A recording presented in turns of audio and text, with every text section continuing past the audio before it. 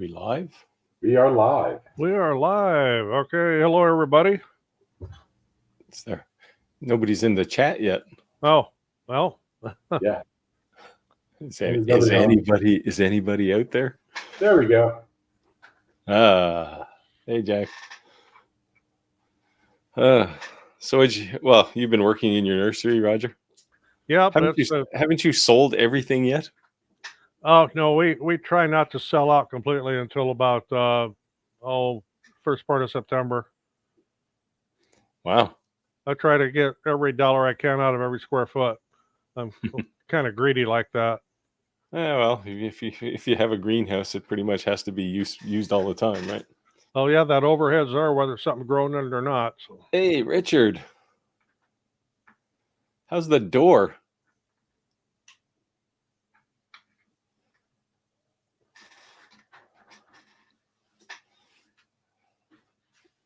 Oh, let's see here. There Daniel. Oh, we got a few people coming in. That's good.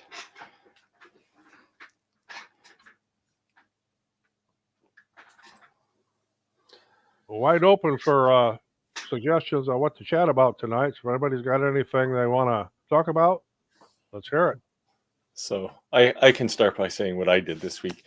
I've been working with, I mentioned a couple of weeks ago that I was looking at this new tool changer for CNC, and it's called Rapid Change. And I've been working pretty closely with those guys. We've spent a lot of time on video conferencing and exchanging at least 1 million emails, because it turns out that they didn't have a Onefinity Elite to try. And the Onefinity Elite uses the Masso controller, which is probably the best controller, except it's the hardest one to integrate a tool changer into, apparently. So they've been doing all kinds of on-the-fly re-engineering to make it work on the Onefinity. I should be able to post a YouTube short or something on it pretty soon, though. It's working now. So, but in that process, the circulation pump on my spindle failed, and then my spindle was acting up, and it was a nightmare. Phoenix. Oh, it's a modest 109 degrees. Oh, and I was complaining about being 92 here. Yeah, that's like 4,000 degrees in Celsius. Yeah, but in Phoenix, that's what they call the dry heat. We don't have the dry heat here. We have the wet heat. Yeah, lots of humidity. As Gary Shandling, who's also a former Arizonan, said, it's a dry heat, but so is a blowtorch, and you don't stick your face in that. Yeah. Choppy audio. Anyone else getting choppy audio? Sound good to me. Yeah, everything's sounding good here. Oh, there we go. Daniel has spoken, so it must be good. That's it. Laser cutter questions are our business.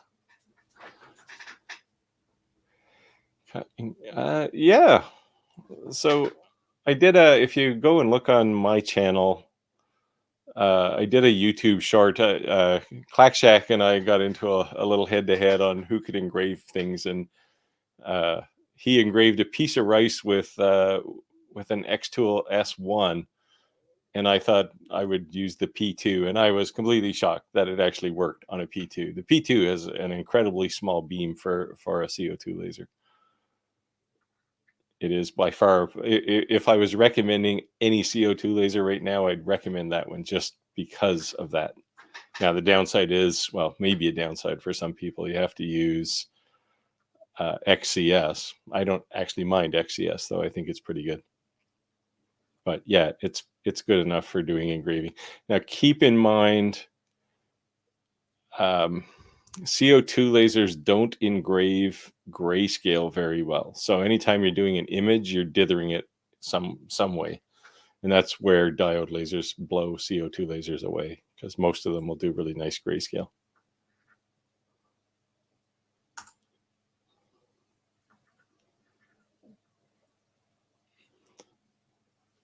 Yeah, the P2 is a nice laser. If you feel so inclined to help out a channel, I do have an affiliate link for the P2 in my P2 video if you want to kick a few bucks my way.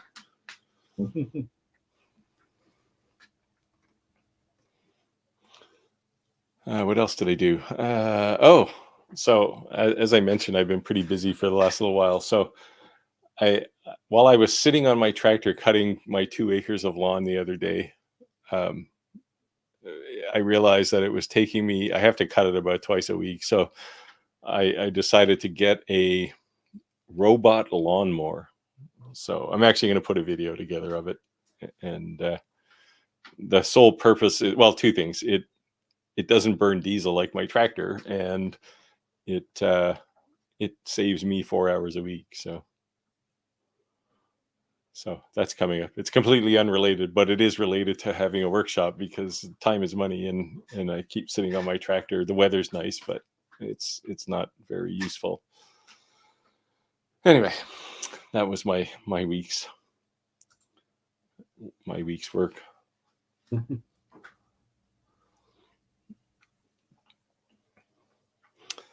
Who else is out there?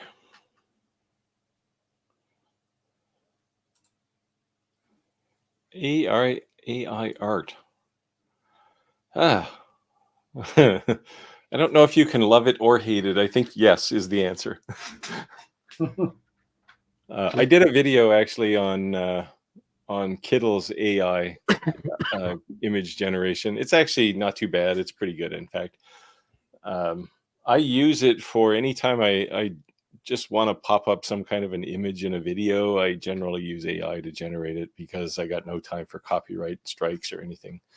So I like it from that perspective. I have used it to generate art to laser engrave as well and CNC. So I guess I'd have to say I don't hate it. I won't say I love it, but I don't hate it.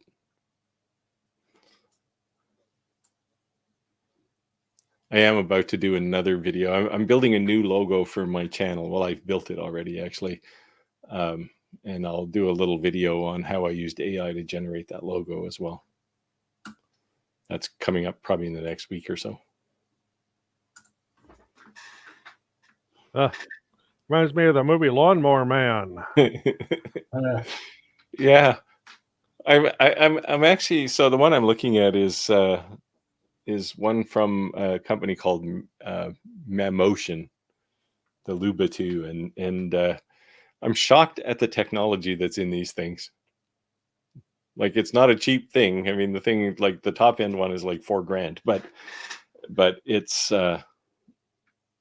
got amazing technology. So they use obviously GPS. It's got stereoscopic camera. You can do a POV kind of view as your lawnmower's cutting, but they use RTK, which is kind of a macro GPS.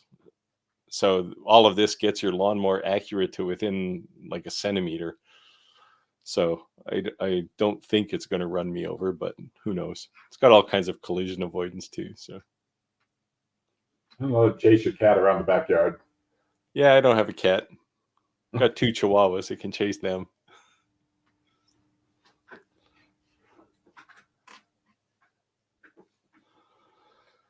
Anyway, who else has an opinion on AI art? I don't know. Do you use AI, Roger? I've played with it just a little bit, but I'll do more when into the fall when I'm not quite so busy and have some free time. But right now, free time is I don't know what that is. Free time costs money. Yeah.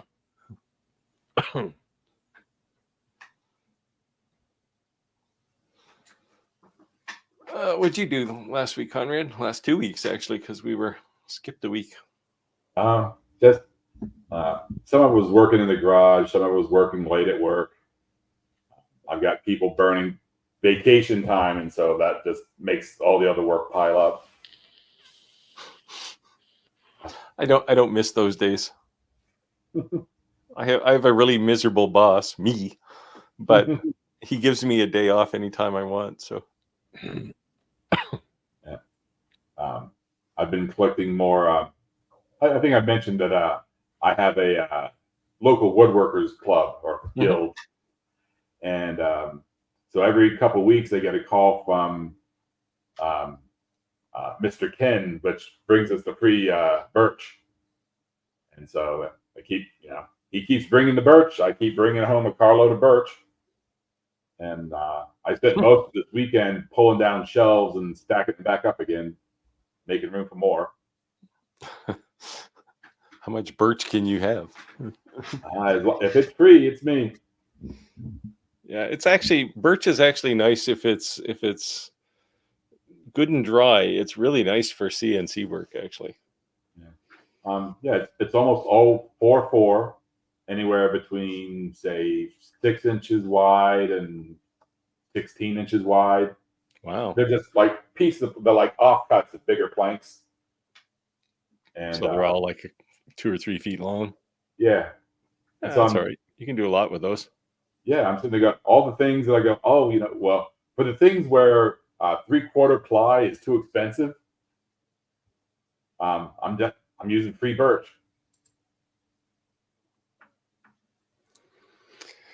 Yes, I did the review on the 60-watt Falcon. I like it. The only thing that might be a concern, but is easily fixable, is I think for a 60-watt laser, the air assist is a little underpowered. I mean, it cuts it fantastic, but I think it would cut a whole lot cleaner with a lot more airflow through the air assist. That's a simple case of unplugging their aquarium pump and plugging in your compressor shop air. Well, even with some of the 20 or 40 watt lasers they're shipping with them little generic pumps that they just don't have it. But I either use shop air or I've got a big rotor pump I use. Yeah. I mean, I use what they give me to put on the laser, but when I did the 40-watt We Create Vision this past week, it has one of those aquarium pumps, and that thing cuts amazing for a 40-watt. Like not a stitch of dust or dirt or anything on the cut. It's just incredible, actually, how well it works. I'm actually more interested in the conveyor, which I have. I don't have room on a workbench for the conveyor because the thing is like 6 feet long. It can cut 100 or engrave 147 inches, I think. So what's that, about 12 feet? I don't even have a piece of wood that long. I've been turning down the conveyors from the different companies because, like you, I don't have any place to put it. Yeah, well, mine's sitting on my floor in my shop right now, where it will probably be used as well from there. Now, it does. So they made a claim early on that the We Create conveyor could be used by any laser. And they actually include a cable that plugs into the Y-axis. So you can actually unplug the Y-axis on any laser and use this. So I'm going to try that too. I haven't tried it. I just set the thing up, and basically it's occupying a whole bunch of space on my floor. So I have to get going on it. But it's kind of cool.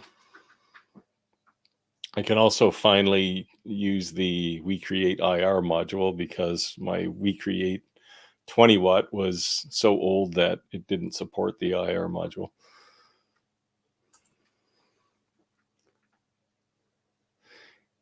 Yeah, I've seen this where I noticed Kittle AI, and I don't think so. Kittle just uses somebody else's AI engine. I don't know whose it is, but I've seen it. I think it's probably Adobe's, because one of the things I've seen is if you tell it to generate, say, a sign with some text on it, quite often the text will be messed up. Like if you have a word with an E in it, sometimes there'll be 2 E's, sometimes there'll be spelling mistakes, and it's just kind of goofy. I don't know why it does that, but I've seen the Adobe engine do similar things, so that's why I think they're using the Adobe engine. Bad subtitles. Yeah, I generally don't generate anything AI with at least complex text in it. I'll put the text on after if I'm making like a sign or something and I just want an image. I'll generate the image without text and then just drop the text on myself.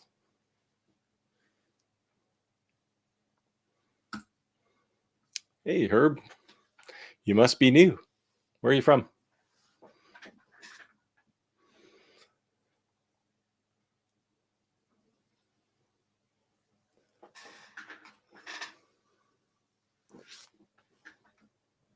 The only laser I'm actually really excited to look at over the next little while is the Acmer P3. That looks like a pretty awesome laser. But I do like the Creality. My gripe on the Crealities is the same. Like a 60 watt that can only go 24,000 millimeters a minute is just ridiculously slow. And I actually tried to edit the machine settings on that one and change it to 36,000. I did a bunch of tests and it does not change at all. So it clearly is maxed out at 24,000.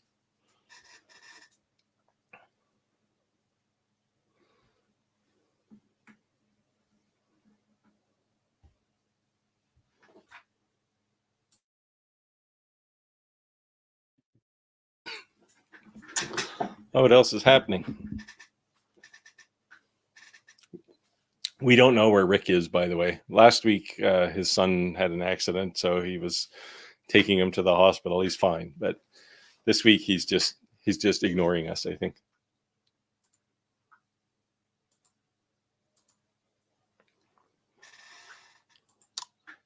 Pine Valley. I've been to Pine Valley, actually. Huh. Southern California. I hear Southern California is going to be really rich soon because the Salton Sea, which is the biggest polluted sludge pile, turns out it's got all kinds of lithium in it. So everybody who makes batteries is eagerly trying to figure out how to get it out of there.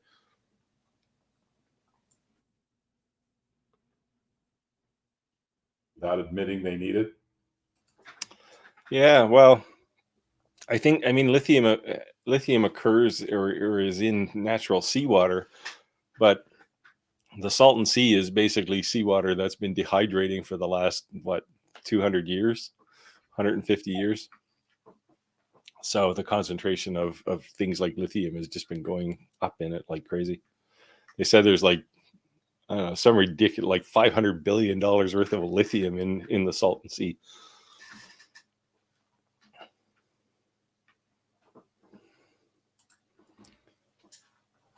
Everybody asks this question. So I don't have a Lasermatic. I always hear good things about it. That's all I can say. People seem to love them. I don't have one either, but as you said, you hear good things. Just nobody's ever offered let me play with one. Yeah, I don't. I mean, the only concern I have with the Lasermatic, and it's just on paper concern, if you look at the specs, the spot size of, say, their 30-watt laser, it's just massive compared to everyone else's. Like the 40-watt We Create Vision laser, the spot size is 0.9 by 0.1 millimeter, or 0.09 by 0.1 millimeter, which is tiny. The 30-watt Lasermatic is like 2.2. Like it's crazy large. And I don't know. Either they're telling the truth and everybody else is lying, or they just have a massive beam size, and I don't understand why it's so big.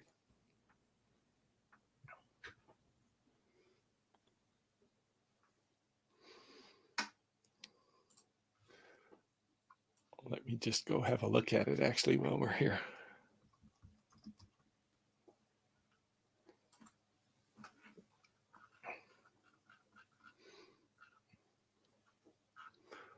They did have it posted somewhere.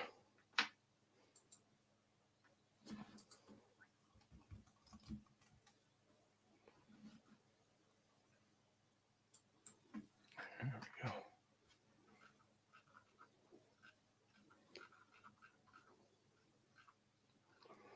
Yeah, so the 30-watt is, the spot size at 30 watts is 0.35 by 0.22. That's like many times the size of the We Create Vision spot size, or the X-Tool S1. And I don't understand why. Like even at 10 watts, it's 0.14 by 0.18, which just to me seems wrong. Hey, Stephen, you're back. Yeah, bye, Steve. And thank you again. Stephen keeps me in craft dinner. Well, you don't have craft dinner. Mac and cheese. Craft. You have craft mac and cheese in the U.S., right? Yep. Yes. Yeah, we have the same thing. They just call it craft dinner here. Not that any normal person would ever eat it for dinner, but Hey, you have to throw the hot dogs on top of it, make a dinner out of it. yeah, well, it's so yeah. This is the kind of stuff that people keep saying, right? The Raleigh people seem to like it.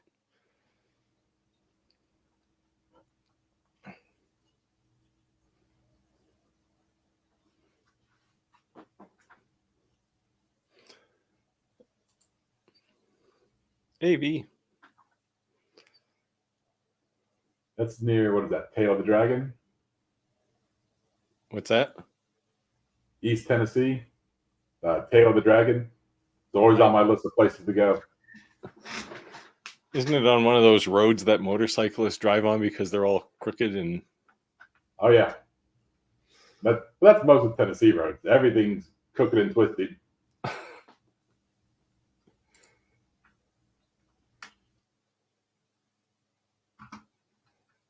Yeah, I don't know how they measure their spot size. I assume they do it the same way as everybody else, but yeah, it's like it stands out, like it sticks out like a sore thumb. Their spot size. So I don't know. Like it can't be it can't be as concerning in real life as it is on paper. Like I said, my only concern is an on paper concern because I haven't seen one, but well, I don't have one. Let's say that. But 20 watts is 20 watts. If you got power, you can cut a lot. 30 for sure.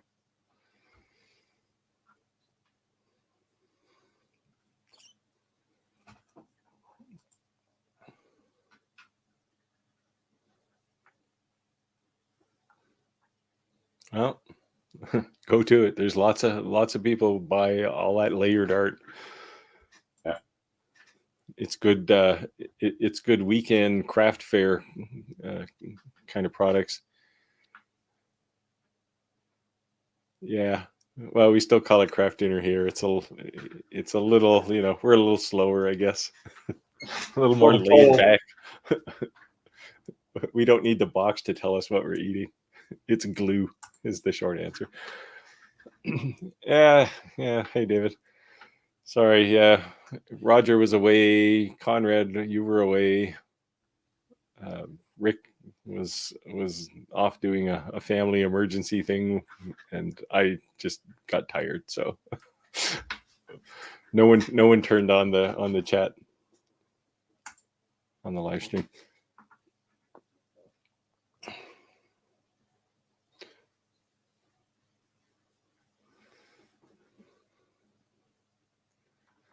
Yeah, well, I guess the question is, does the two trees cut better or engrave better than your other laser? I think it's kind of a wash. Here for me is the east coast of Canada. I live 2 miles from the Atlantic Ocean.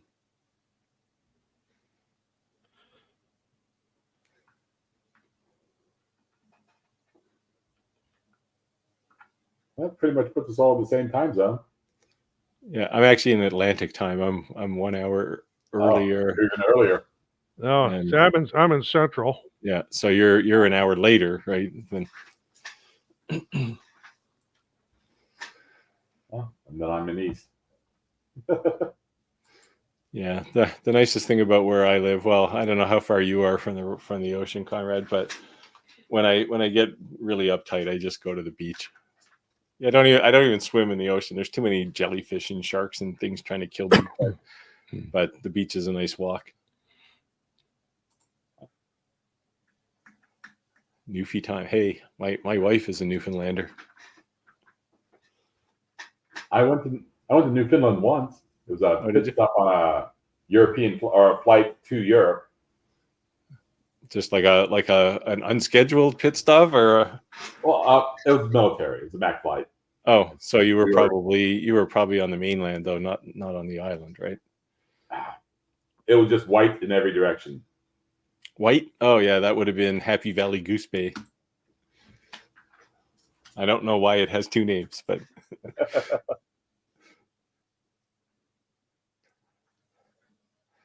really, I'm the glad two to, trees is better. What's your other laser then? I yeah, thought I'm you said glad to see somebody's having some good luck with the 2 trees laser, because the one I had was absolutely junk. yeah, they're definitely on the low end of the market. Yeah, basic. Everything about it's basic, but if you get it working, they seem to work okay. But I don't know. I mean, I still have one sitting in my storage here, but actually, it might be that. No, I have it is the TTS 20, I believe. I don't mind it. I mean, it's an okay laser, but it's you get what you pay for is the reality in lasers.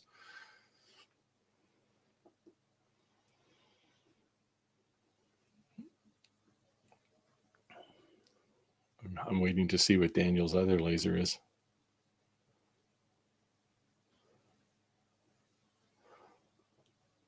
What's that? I said I'm waiting to see what Daniel's other laser is. I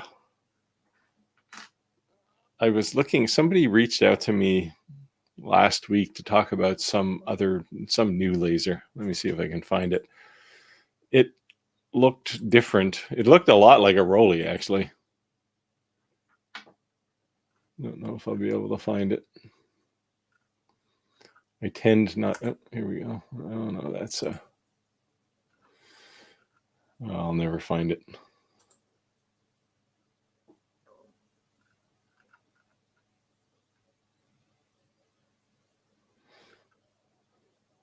No, I can't find it. But it looked kind of cool. But it was enclosed. Nice. I mean, I don't do anything that isn't enclosed anymore, really.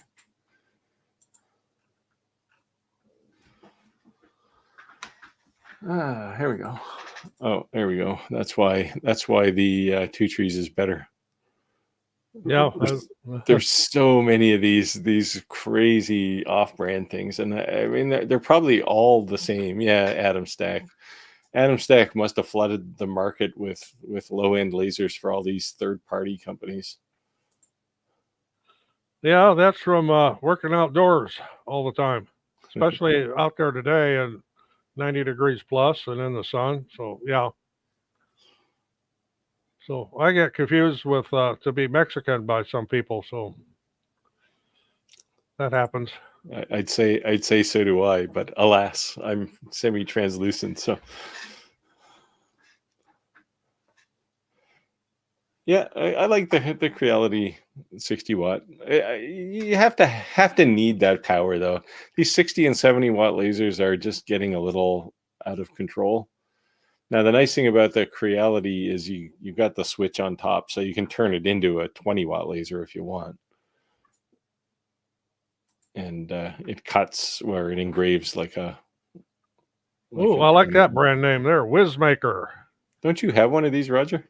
No, not that one. Oh, who? Somebody I was talking to had a Whizmaker.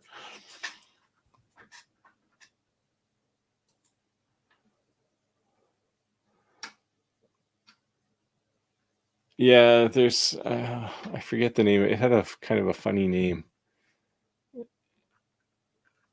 and I may just have passed it over.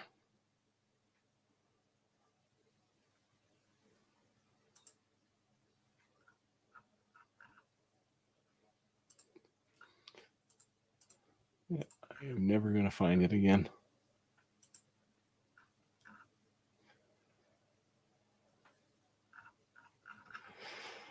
It's lost to the ages. Oh, here it is. Kuka. There. It was this one. Let me post the link in the chat here.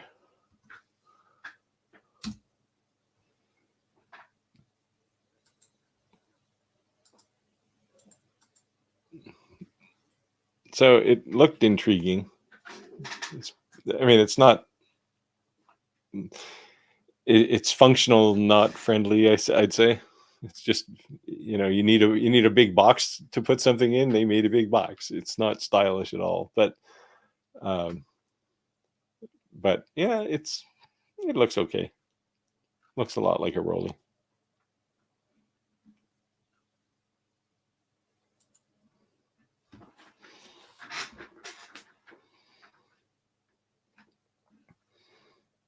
It's got one of those covers, Roger, that probably has about 1 million screws to put in. Oh yeah, I like the great carbon closure. That was. If you go to that page and you scroll down, you'll see all the pieces of plastic you have to put together. That enclosure is okay. I'd never want to put one together again. It took me longer to put one of them together than it did a laser.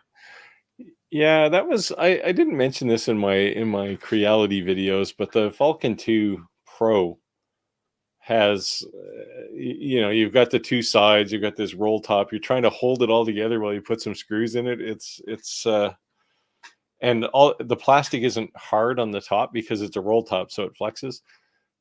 So it's like you're trying to hold a whole bunch of spaghetti together while you wrap a piece of tape around it. It's just it's hard. It took probably longer to put that top together than it's taken me to put any laser together from the box in the last, I don't know, 8 months. Geez, we're getting behind here.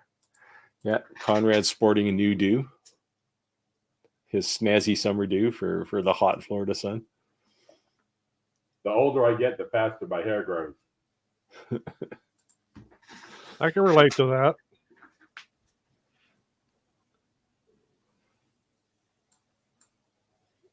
All right, seeing smart. Yeah, the L8. I don't mind that laser either. It's not. I would say it's not the best, but it's far from the worst laser. Like it does what they say it's going to do. It seemed like a Me Too product as opposed to, hey, look at this awesome new thing. Like if you look at what X-Tool is doing or Recreate, they're always putting something new in there that no other laser has. And I think in the L8, they just basically did what everybody else was doing. But I don't mind that laser. Yeah, I don't know about even that 60-watt laser. If you just want to cut things, use a saw. Yeah, Ike here has one. There's quite a few of them around. Oh, my shirt. Yes, I kind of worry about things like this because somebody could go, hey, I suffer from ADHD, and you're making fun of me. You're I'm not. mocking me. If you suffer from ADHD, you have my sympathies. But yes, a lack of sense of humor. This was actually a shirt I used to wear to work every now and again, just to make a point with people. If anybody else on the live stream here is a software engineer, then you'll know that software engineers chase a lot of squirrels.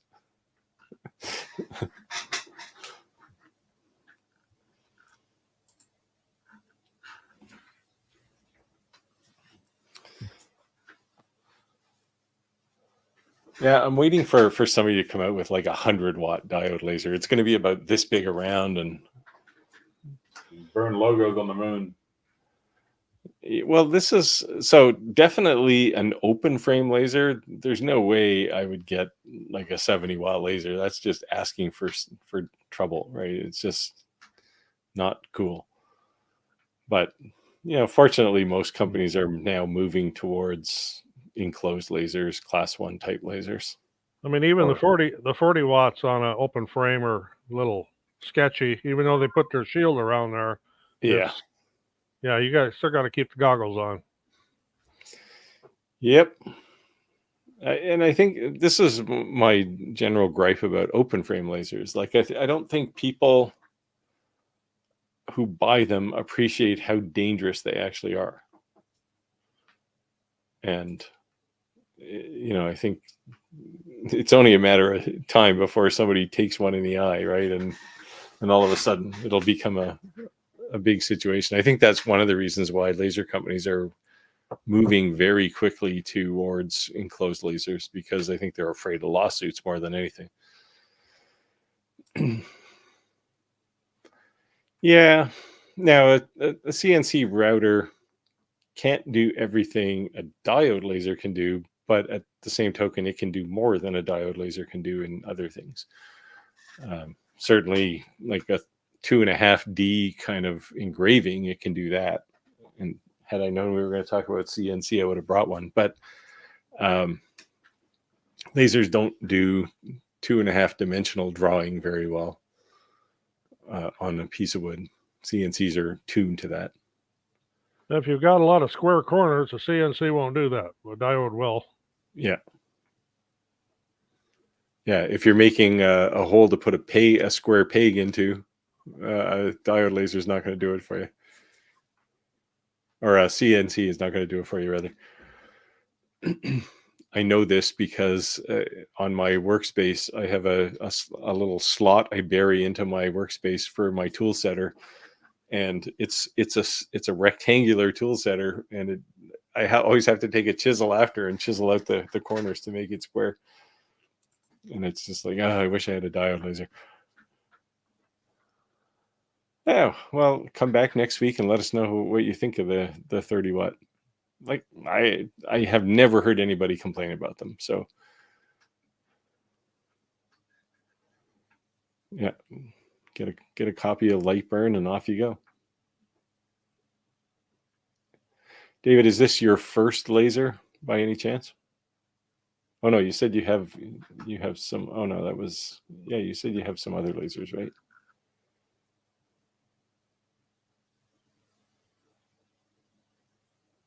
Sorry, I'm going back in the chat to find out what people said,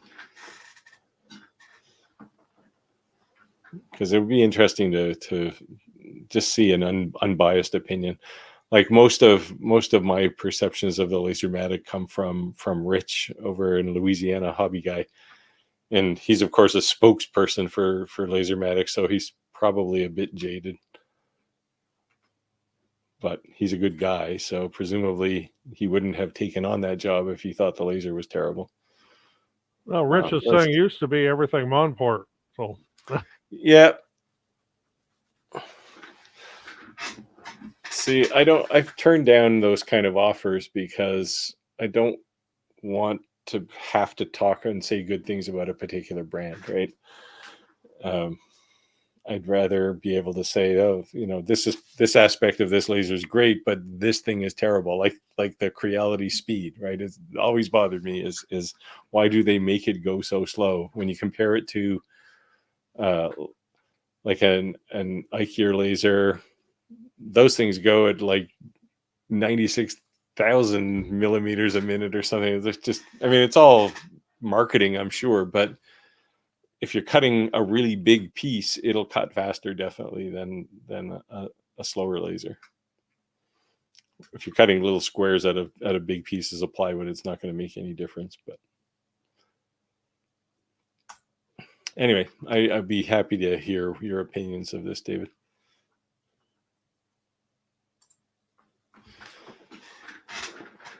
Anybody else? I don't even know how many people are out on the call tonight. 25. 25? That's what you said. Oh, 3. Must be that summer weather.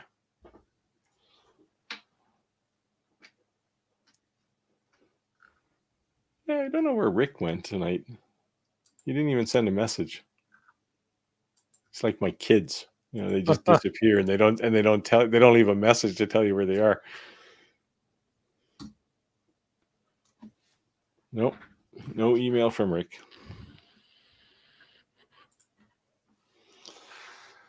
Well, what else is happening?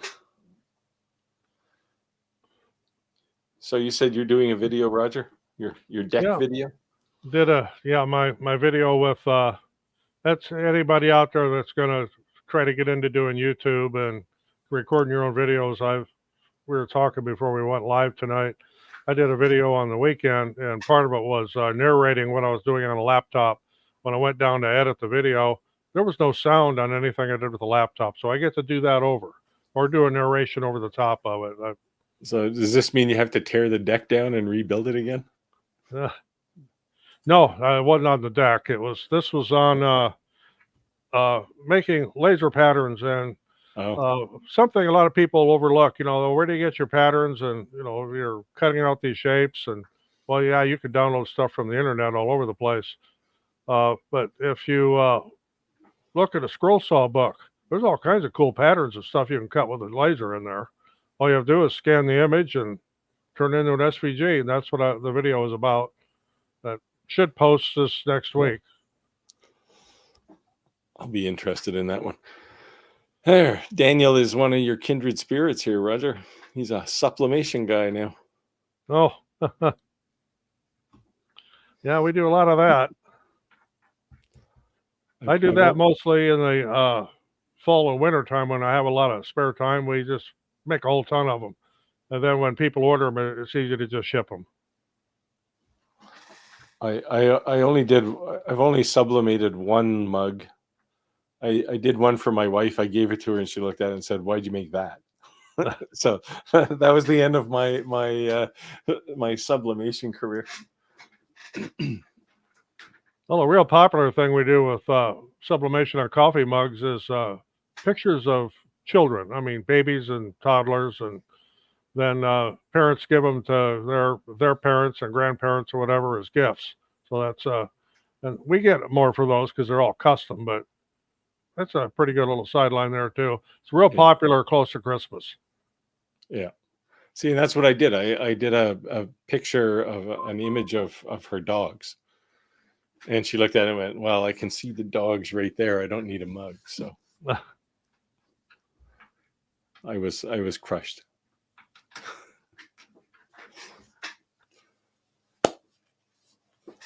It's too bad we can't allow people to post images on this chat. I don't think we can we, Conrad? No. It's barely text. Facebook chat is, I'm sorry, YouTube chat is Oh, I'm going to be interested to hear how your Temu tumblers work out. Yeah. And what they'll be like after you wash them. Yeah, I don't know. Temu's a bit of a four-letter word, really. And I haven't heard a lot of people say great things about Temu. Have they been bothering you, Roger, to review a bunch of their bits and pieces for laser? Oh yeah, they want to send me. They'll send me like this $100 box of accessories, and they want me to make videos on them and promote them and say where I got them and how great they are. And I'm like, I don't think so. Yeah, I've had a similar experience. Yeah, white tile works well on CO2 lasers. Yeah, and do it on a diode. Just make sure you let your paint dry or your coating, whatever you're putting on there. Make sure you let it dry first. Yeah, so the diode laser trick is either use white spray paint or titanium dioxide, and put it on the tile first and then engrave that. And it comes out pretty well. Roger always has a tile handy. With this. It's still one sitting here on my table, so like that. And you didn't paint that; it just came out that black.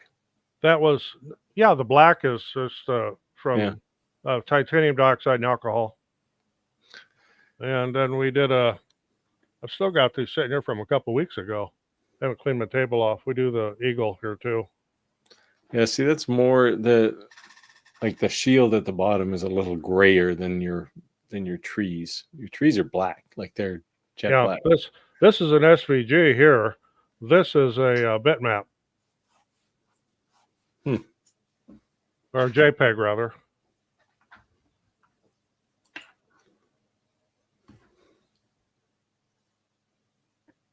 Yeah, every time I take on some new aspect of the hobby, I have to try to make room for it. That's why you've got that giant shop that you're in. 2 stories, no waiting. Yeah, and I still can't hardly walk in anywhere.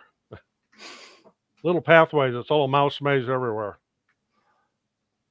I'm trying to make space in my workshop because I'd like to get. I almost bought an old General 14-inch bandsaw that somebody was selling for a good price. I almost bought it, but I just don't have room in my workshop right now. So I'm plotting ways to make more room. Unfortunately, it always means getting rid of something that I actually want. Well, my solution in my shop was I did this several years ago. Is everything's on wheels. Oh, mine too. Yeah, so I can cram it all in a corner, and then when I need something, I can roll it out and use it. Even my big table saw and router table is on wheels. Big wheels, but they're on wheels. Yeah. Yeah, I put pretty much everything in my shop on wheels. For no other reason than just that, right? Like I need a little more space. I've got this 6-foot long conveyor to lay out on the floor. I have to move everything out of the way so it fits. I even put wheels on my miter saw stand. So, well, for example, this week with building this deck enclosure and around our hot tub, I needed the saw over there, not in the shop. So I didn't have to take the saw off the stand or anything. Just picked it up and wheeled it over there. Yeah, my miter saw is mounted into my work one of my countertops, one of my workbench countertops. The reason is it's an old Delta miter saw that I've had for, I don't know, 35 years, and it is the heaviest miter saw known to man. So I don't want to haul it around anyway. Usually when I do have to move it, I'll put it in the bucket of my tractor and move it around. It's easier than carrying it. It weighs about 100 pounds, it seems. Well, mine is, I got the DeWalt 12-inch compound sliding miter. So, I mean, it's really heavy. I hate picking it up. Yeah. I mean, I've got a little Ryobi 10-inch that I've had for probably 20-some years. I can pick that up, carried around with one hand. I cannot pick up my Delta saw with one hand. It's almost a 2-person job. Yeah, I have a good hoard of hardwood too. I bought a whole bunch of hardwood from a woodworking company that was going out of business, and they were selling off everything at ridiculously low prices, about half price. So I got all kinds of walnut and maple for bargain basement price, 2-inch stuff, like 8 quarters. My biggest problem is hoarding scraps because they just seem like they're too big to throw away. So I've got these piles of scraps everywhere. I have one of those too. And every time I need a scrap, I can always find it in there. But the problem is, it's just I make 4 scraps for every one I use, and it's a bit of a pain because I can't put any more. It's basically like a pile now, and you touch it and something falls out of it. So.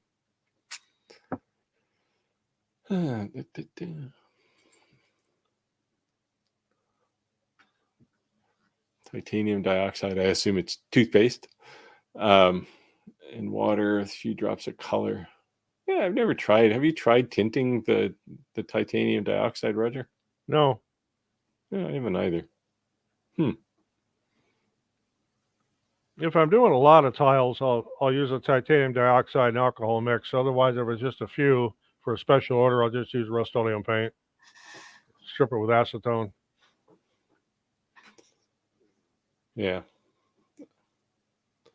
I prefer not to use the paint just because stripping anything with acetone, aside from the pleasant high it gives you, is just not fun.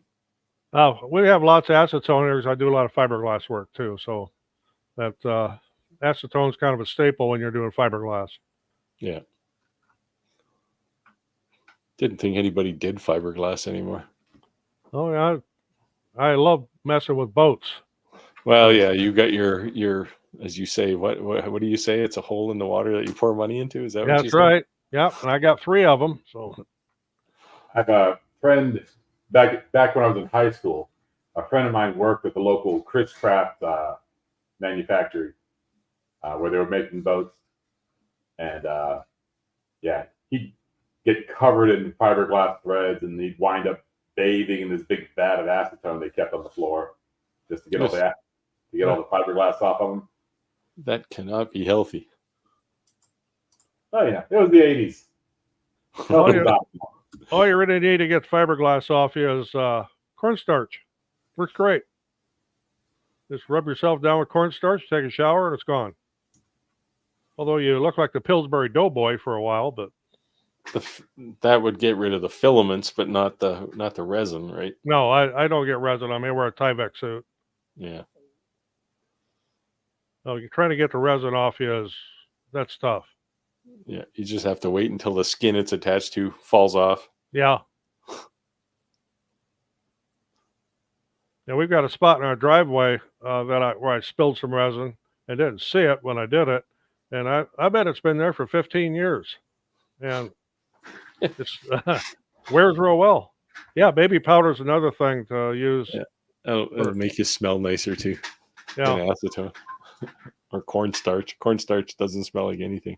Although there was a big thing here a while back about how talcum powder will give you cancer all of a sudden. So Yeah.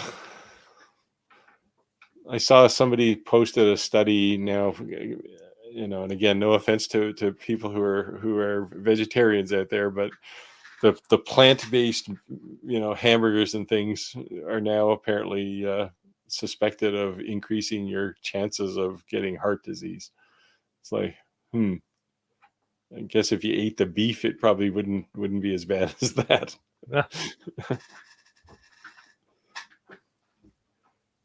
Pretty soon you won't be able to eat anything. Tofu, that'll save the world.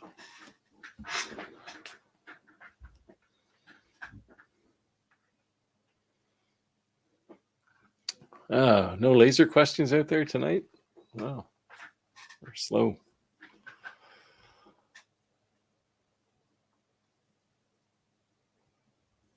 Trying to think what else I have coming up. I'd like to get some vacation in soon, but well, I just booked another vacation for January. We're going to Mexico in November, and then in December. I thought might as well do it again in January. Because where I live, when it gets cold and stays that way for a long time. Yeah, that's what I hated about the center part of the country is just it's too cold in the winter, too hot in the summer. Where I live now, everything is within, I don't know, a dozen degrees of room temperature, so it doesn't get super hot in the summer and doesn't get really cold in the winter. Hot here all the time. All the time hot. And humid. It's just differing degrees of humidity. Yeah. I've been to Florida. It's hot and sweaty or hot and sweatier. 4 to 6 cool days a year. You just have to get up at like 5 o'clock in the morning and start your day. No, I do. It's just more humid. It's still overnight temps, still 75 to 80 degrees. Another Arizona person tonight. Arizona gets a bit cool in the wintertime though, doesn't it? Oh, not really.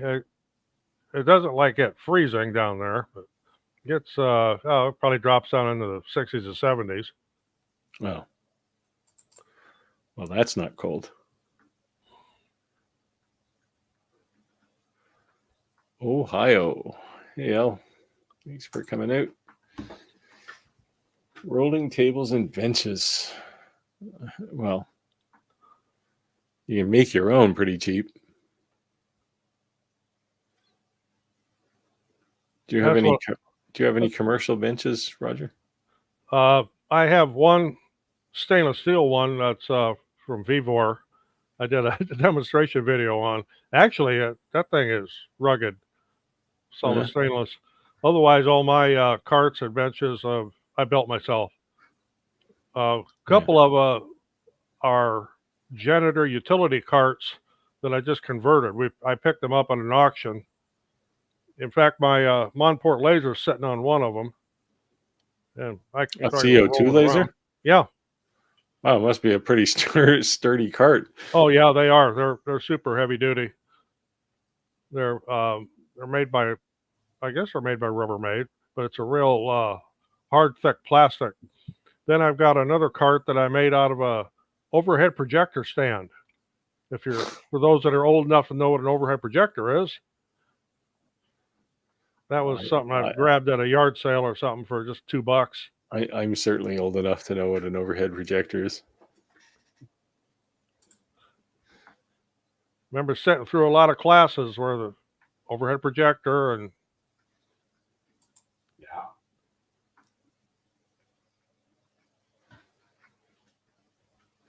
Yeah, well, you got to have. I generally make all of my workbenches, and they tend to be purpose specific. So, like even my CNC it's on wheels, and I can move it anywhere in my shop. My big laser is on wheels. Things that are big and heavy, and you might have to move them someday. Put them on wheels. I'll put everything on wheels.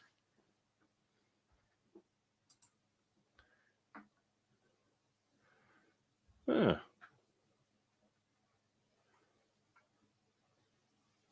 November. Oh, that's so far away.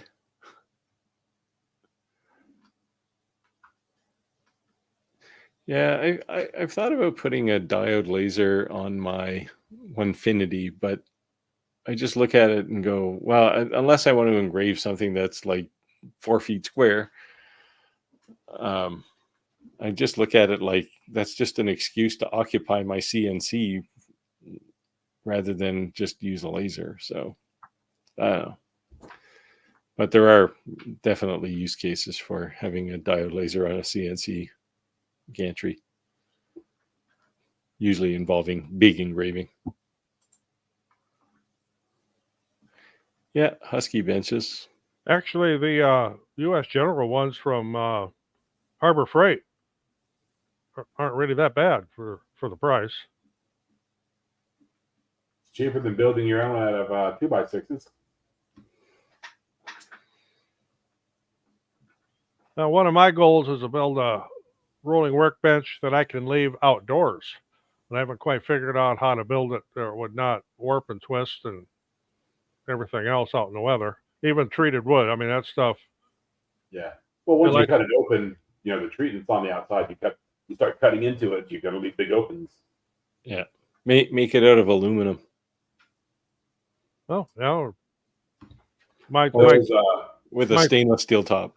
I say they have those all-weather decking boards. The synthetic decking boards. I can show you some of those that are guaranteed for life that were installed in 2008 that just crumbled because I just got done taking them off our deck. Huh. So they got replaced with a conventional wood green treated, and that were expensive when we put them down. I mean, they don't give them away at all, but it just crumbled. Not rated for UV. No, Not UV rated exterior boards. Which seems a little weird, but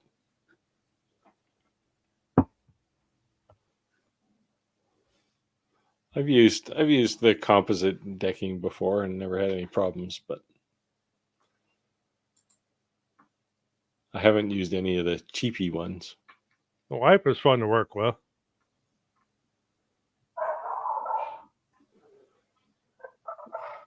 Yeah, you could use teak or something. Yeah, that's cheap. Oh, it's not going to rot. Yeah, find somebody tearing apart a ship. HDPE, that'll be a slick top. Turn it upside down and go and use it as a slider in the wintertime. Yeah. round over all the corners, and haul it behind a snow machine. Do you get enough snow there to snow machine? Sometimes. Yeah, we don't usually. Yeah, we either have like hardly anything or we get like dumped on. I think it was, well, we were in Mexico when it happened, but they had 24 inches here in 2 days. And that's like a lot for here all at once. But usually we get, you get 2, 3, 4 inches, and then you have a little warm spell and it's gone. Then you get to look at brown grass. Yeah, we'll get a big one every now and again, but the next day it'll rain.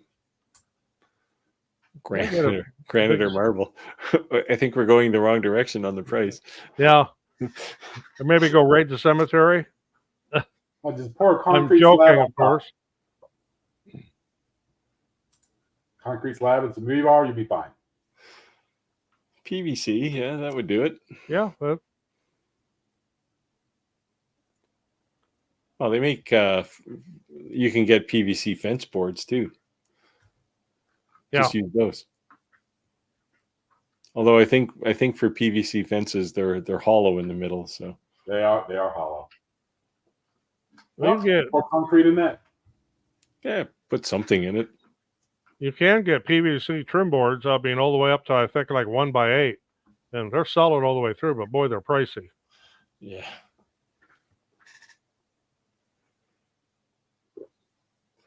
Yeah, I would just go with aluminum legs and maybe a stainless steel top. You could do a stainless steel, like thin stainless steel over top of like 3/4 inch green OSB. plywood. Yeah. OSB, that should last. As long as water doesn't get underneath the stainless steel, you're okay. It'll last forever. Yeah. Yeah, it is really expensive. A lot of money for a bunch of plastic. Of course, I could always melt down a bunch of old 5-gallon buckets. That's HDPE, and then just pour it out. If you use some of the white 5-gallon buckets and then go to Home Depot and get a couple of their orange ones, you can make a nice little swirly pattern in it. Oh yeah, Menards has green ones and Lowe's has blue ones. I can make quite the colorful top.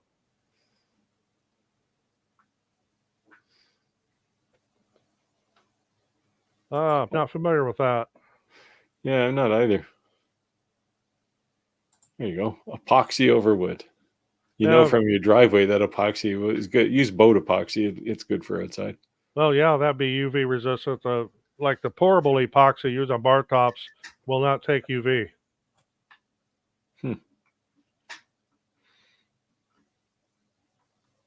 Yeah, I've looked at different kinds of tables and that kind of thing, but I kind of wanted something with a forgiving top on it, like when you are driving a nail and it kind of is too long for the project. It goes into the workbench top. I'm sure nobody else has ever done that. No. I've been planning on making an assembly table that's sheathed in old laminate flooring. Then whenever it gets tore up, I just replace the flooring. Yeah. What we've been using is we do a lot of candy boards for beehives, and I mean hundreds of them. And I'll build 100 at a time, and they all have to be stacked with stickers between them after they're painted. And I use those plastic folding banquet tables, which are fine for that, but they don't make a good work surface. They're fine for stacking things on.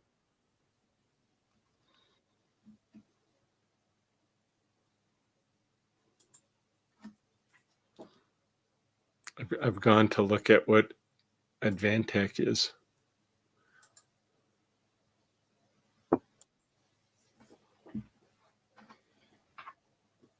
There's apparently lots of companies named Advantech. Lots of tech companies. Oh, here we go. This one might be it. Yeah, engineered woods. Let's see. Huh. that stuff lasts outside. It looks just like chipboard.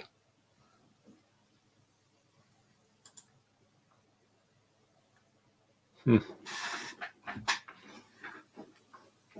guess you would have to paint it.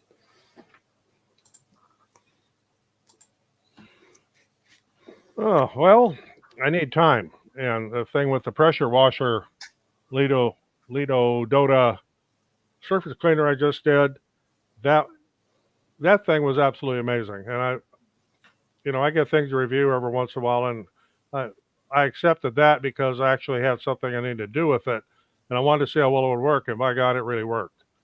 Not to push the product that much, but those kind of videos don't take very long to do. When you get into, and I've got one in the works here for making some things, those take a lot longer to produce. And with as busy as we are with our nursery and greenhouse right now, I just don't have the time. That's why most of my project videos come out in the fall and winter. Yeah. I've been trying to do more project videos, and then things get in the way, and then you only have time to do a product review. And I have a couple of project videos sitting in the queue. Someday. I like doing things that are easy. Like people can do like, a 10-minute job, and they can get something they can take to a craft fair.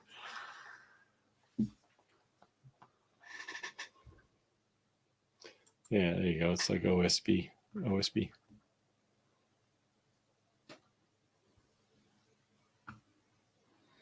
Oh, it must be like the stuff they make paralams out of then.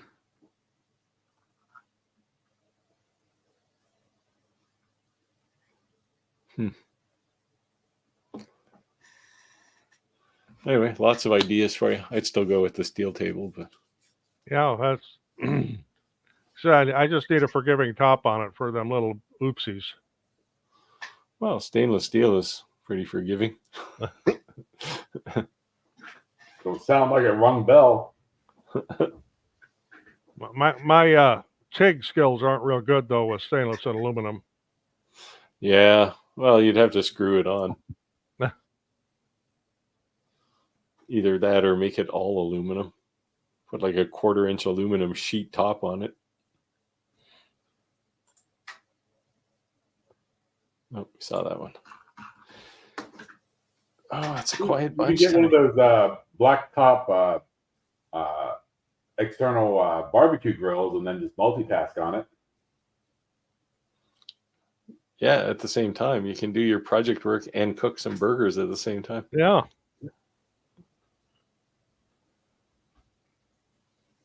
Cook lunch and put a finish on it all together.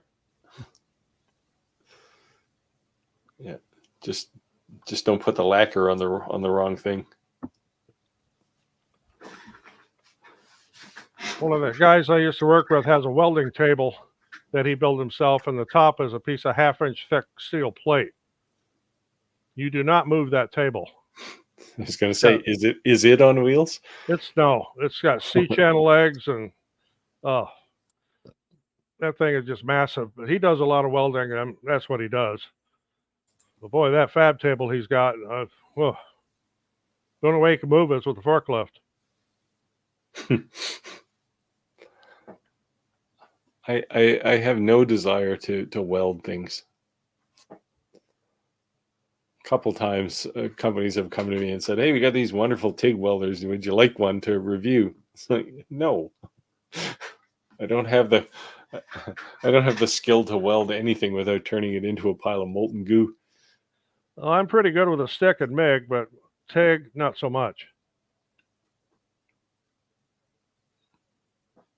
You see these videos on places like Instagram for these little handheld Chinese, I guess they're TIG welders, and they just run down the thing quickly like they're drawing a line with a pencil, and they get this perfect weld, and it's like, yeah, that would not be me. Or most people, I suspect.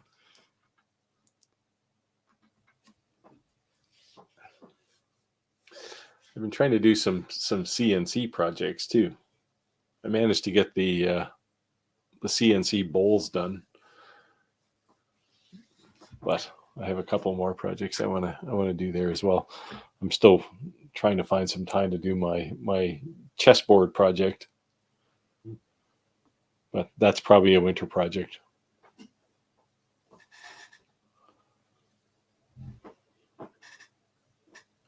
Over on Daniel's channel, we come up with, we call it a competition, but it's a comparison.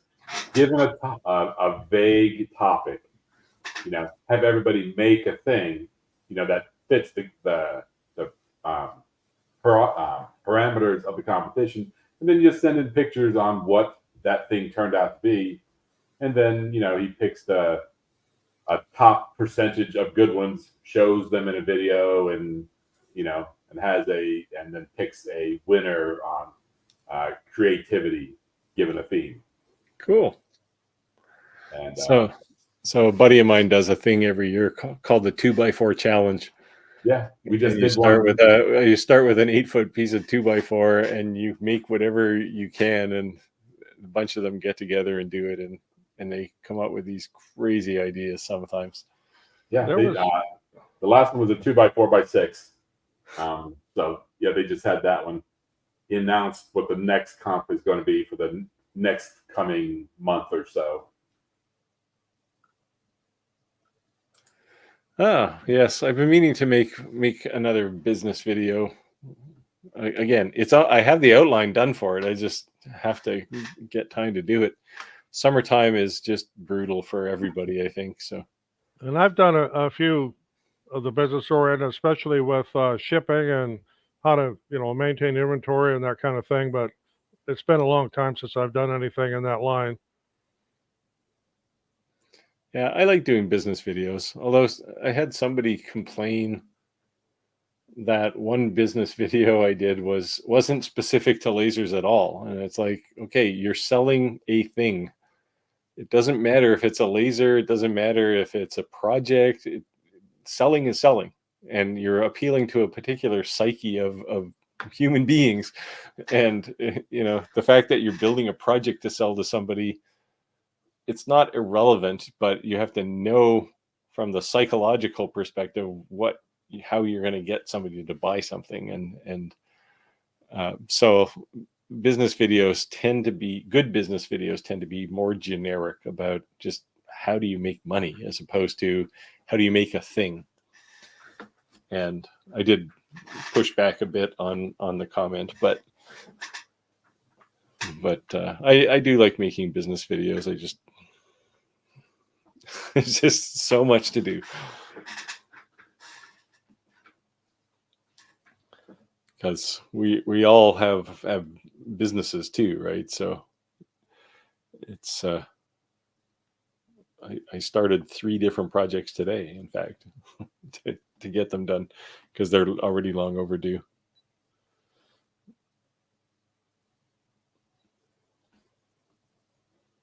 Which reminds me, I need to pay quarterly taxes. You don't know how to hide enough money to make it look like you're losing money? No. You got to post it. You made enough money so it doesn't look like you're hiding it.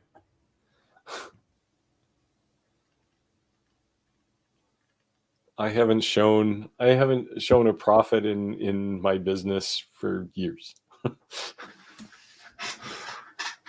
Well, I can't say that. IRS just loves me.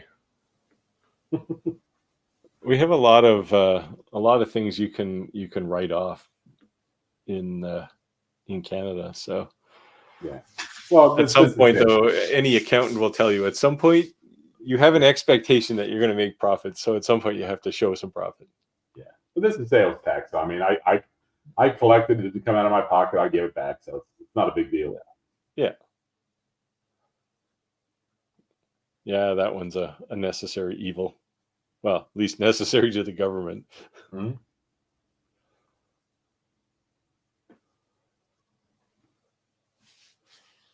You just need to use the standard test for taxation. If an item is taxable and somebody pays you cash, you drop the bill on the floor, and if it lands with the president's face up, you you pay the tax. If you don't, if it lands face down, well, he's not going to see it. So How was that? If it lands in the circle or lands outside the circle, or if it stays up in the air? see, there's the reason to live on the West Coast. It's laid back, no tax. We actually had a customer complain to us from a sale on Etsy this last week. Say, hey, I'm tax exempt, and you charged me sales tax. You need to refund that. I says, well, you need to talk to Etsy because we don't charge sales tax. Etsy does. Yeah, that's the good and bad of Etsy, right? They look after all of that stuff. Sometimes they look after it wrong. Yeah, there you go. That's the spirit. What's profit? If it looks like I'm going to make money, I'll buy something.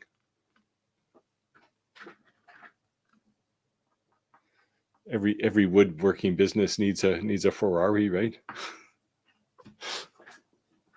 Got a fast on time delivery.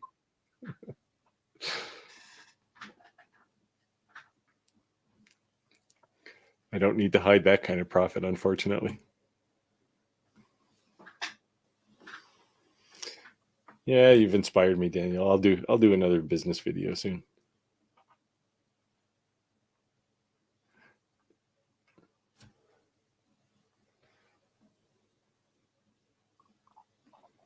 Those ones tend to be much more philosophical than a project video.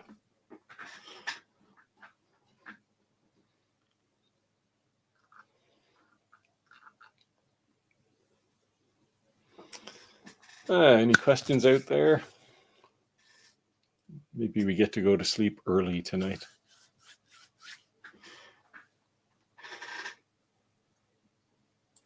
We're gonna have to next week if Rick comes, we're gonna have a public shaming. Oh, I've been working with Marker on their new laser. It's not released yet. They sent me one, and I turned it on, and it appears to work, but I can't connect to it with USB, and I can't even do basic things like move the head up and down with the front panel controls. So I'm not sure what's going on there. I'm supposed to have a call with them, but other than that, it looks like a spectacular laser. I'm sure we'll get the problems ironed out. It's still in Kickstarter mode, so.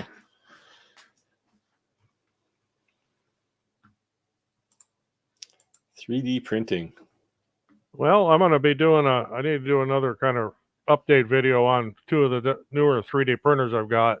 Again, I'm just trying to find time to do it. I have the Bamboo X1 Carbon, which I've had now for probably 6 months, and how well that's doing. And then the Creality Ender 3 V3 SE, which has been have no problems with it whatsoever. But I'm going to do a little update with that one too. But as far as projects, I just make one thing, and that's parts. I don't create anything really other than just parts. Laser risers, laser mounts, that type of thing. There's nothing really wild to show there.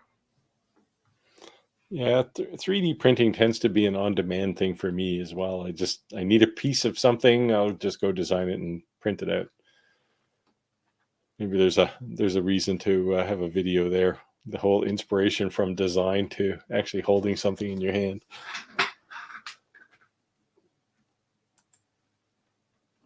A good starter fiber laser.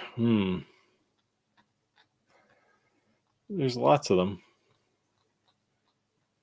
If you want easy to use, the F1 Ultra is not bad. If you want higher power, certainly this Marker I'm looking at is a 60 watt, and I don't know when it's going to be released, but soon. But if you want to do,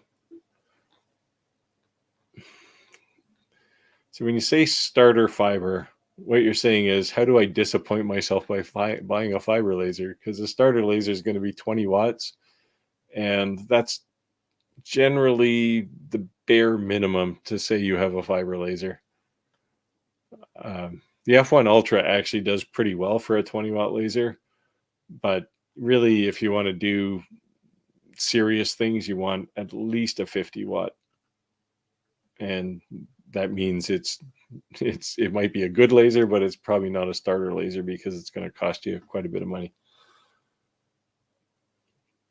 But at the same point, you won't be disappointed in 6 months because you don't have something with enough power. Well, software for slicers, it kind of depends on the printer. Cura, Bamboo Studio, Kitty has their own slicer. So I use Prusa has a good slicer. It just depends on which 3D printer I'm using. And as far as printing things from Thingiverse, I've done a few things from there just for fun. But for the most part, like I do parts, well, I have to design those. Yeah, I've done lots of things from Thingiverse. I've contributed quite a few things to Thingiverse. The software you need is a slicer. Basically, that's it. Well, if you want to design parts, then you need some kind of 3D CAD tool. You can start with Tinkercad. It's free. That's what you use, right, Roger? Yeah, Tinkercad, it's free. It's easy. I mean, it's designed for children to learn CAD. So you'll pick it up pretty fast. I looked at it. I actually thought it was pretty nice, but it has a few holes in it. Like if you want to do assemblies and things, you can't really do that with Tinkercad. But I use Fusion 360. I have the paid version. I pay for it, but you can also use a free version of that. Now, by comparison to Tinkercad, the learning curve for Fusion 360 is straight up for a long time. It's quite complex, but you can do a lot of things with it.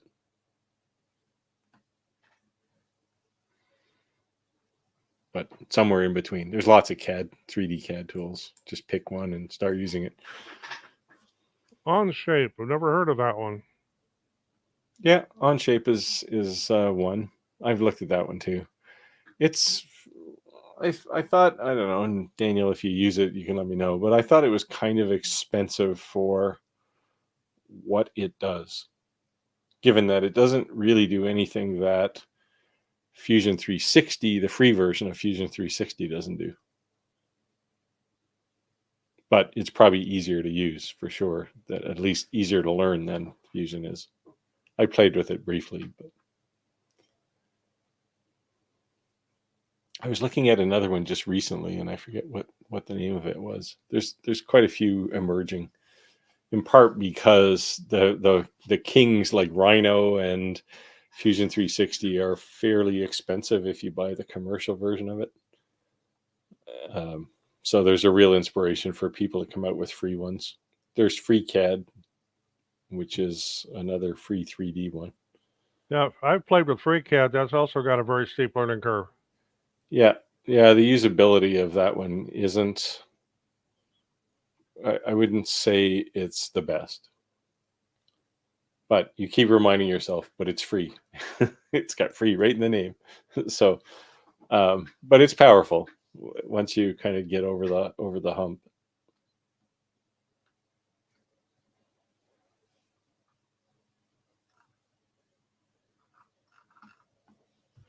But yeah, if you're designing things, you definitely need a CAD tool. But you can find pretty much anything that's non-specific, we'll say, on Thingiverse. There's all kinds of projects there.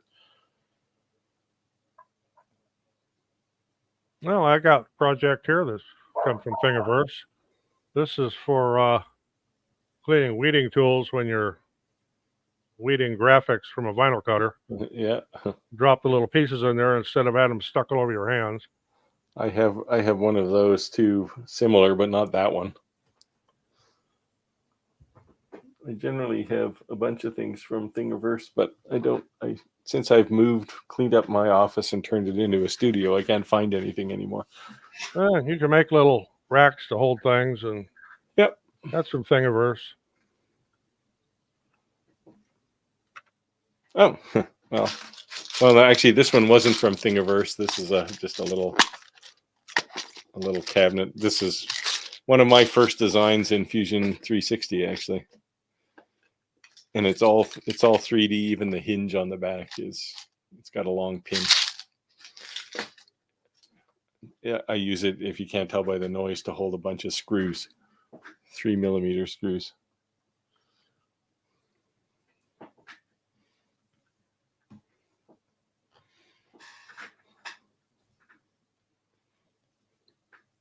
Well, got any more questions out there? We're more than happy to open discussion.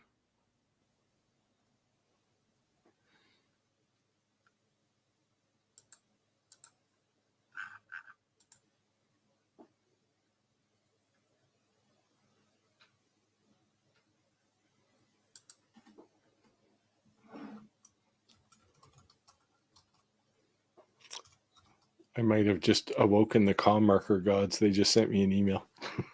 I was supposed to meet with them tonight to talk about these issues I've been having.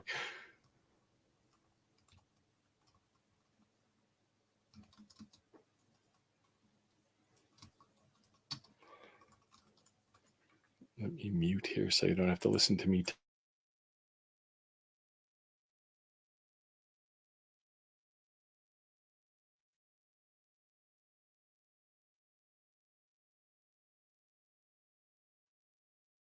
Well, you can also make little gimmicky things from Thingiverse, like if you need a SD card holder that looks like a little snake or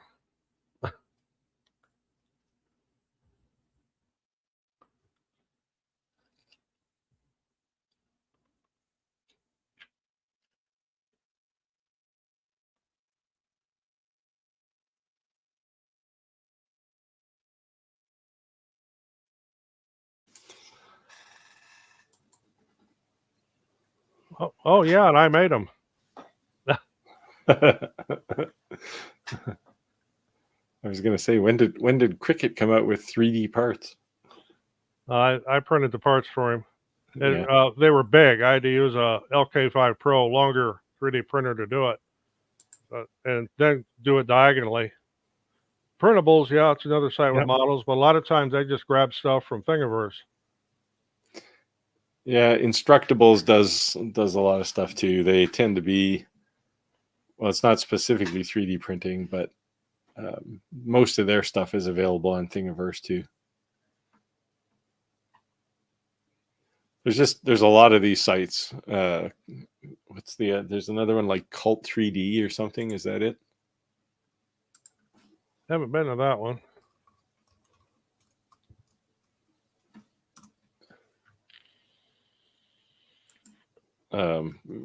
Prusa also has a site with 3D parts on it.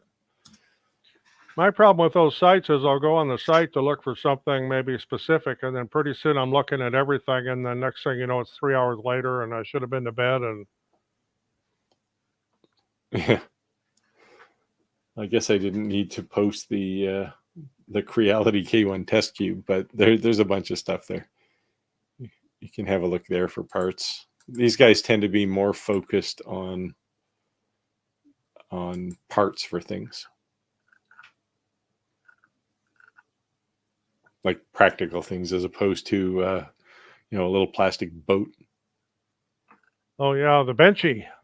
Yeah. I've got a whole bunch of them all lined up on a shelf up here. Yeah, there's probably been more plastic wasted on printing benchies than anything else on the planet. I've got a pile of calibration cubes too. Every 3D printer I've gotten, I have to run calibration cubes on to see if I need to alter the steps. Well, good deal. Glad you're having a good luck with the laser. Oh, this is the one you had. Yes. Okay. I knew Yep. there was one of these interestingly named lasers. Ah, nice. It's got a business going now. Be careful. You'll soon be working 20 hours a day.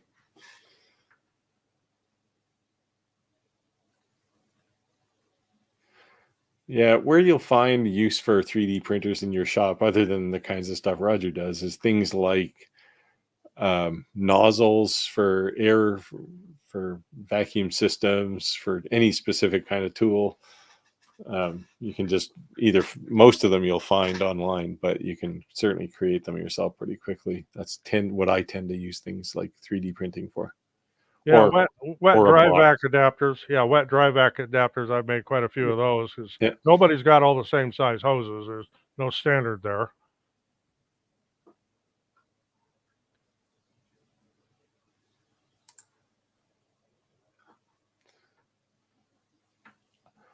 Does that make sense? Not to me. Al, please clarify.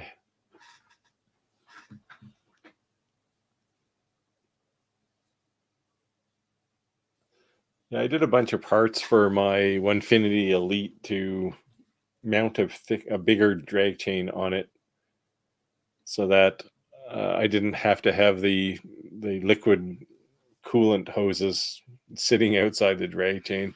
The drag chain that the Onefinity comes with is too small to put tubing into. So I bought a wider drag chain, but I had to change all the mounts for all the drag chain mounting on the Elite. That was all 3D printed. Yeah, the best laser's a free one. Yep. Especially if it works. Yeah, if it's solving some problems.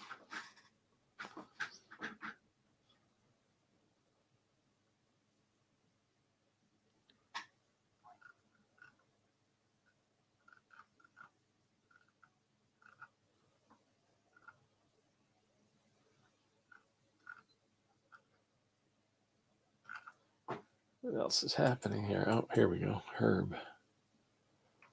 Fiber lasers for light for night. Yeah. Well, Monport makes a good fiber laser. Cloud Ray makes a fiber laser. Everybody makes them. It's just, and I don't think they're all very different. Like if they're MOPA, they're probably all using the JPT MOPA laser driver. So just shop around for the most power you can get for whatever your budget is.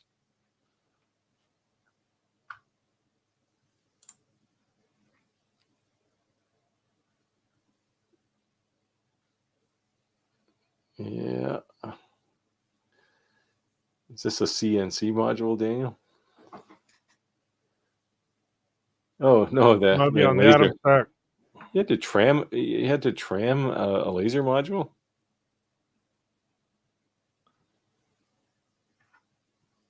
I've never had to do that, but I suppose. I guess. Usually there's so much power in such a little spot that it doesn't really matter if it's out a degree or two. I mean, if you want perfectly parallel edges and that, or perpendicular edges, that might be one reason to tram it.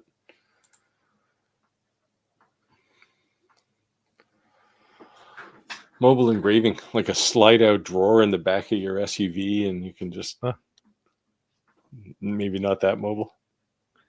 Adam Stack has a set of really what they call their portable lasers, the P series, and I've done reviews on a couple of those.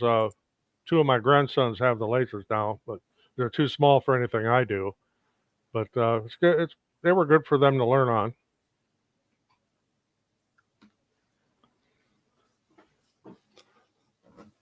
I had to with this WeCreate when I got it. I took it out of the foam, and the gantry was all skewed. It was out about 15 degrees, probably. I don't know how. The thing is packed, like basically it's almost like they spray the foam on the inside of the thing when they're packing it. So I'm not sure how anything moved, but fortunately their documentation has improved a lot. You have a WeCreate, don't you, Roger? No, Oh, I not thought you had the laser. Oh, the WeCreate, yes. I got the WeCreate 20. Yeah, they've come a long way since those early ones. They've got proper documentation now. One of them, of course, is a process on how to align the gantry, which came in handy.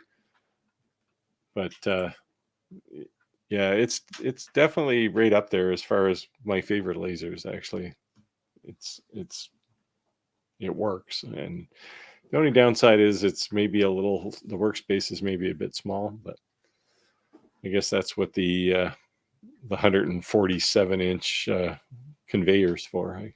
Well, I know you can't put a 16-inch square piece of plywood in it. No,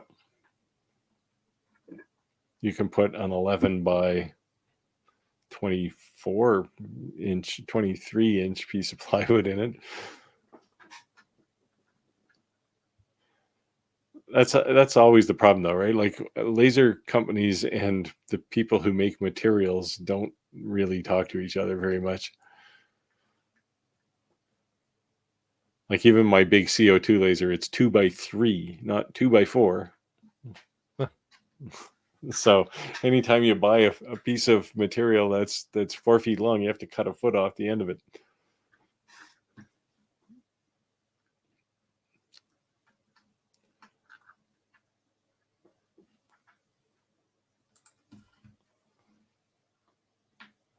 There you go.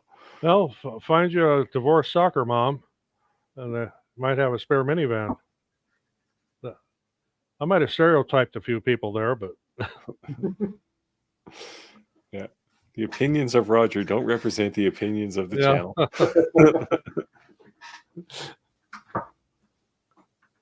The white one offering free candy. I can't believe there's not like billions of minivans for sale cheap used. Because aren't minivans kind of passe now? Everybody's got an SUV now. Yeah, pretty much. They tend to not outlast the kids that they haul around in them.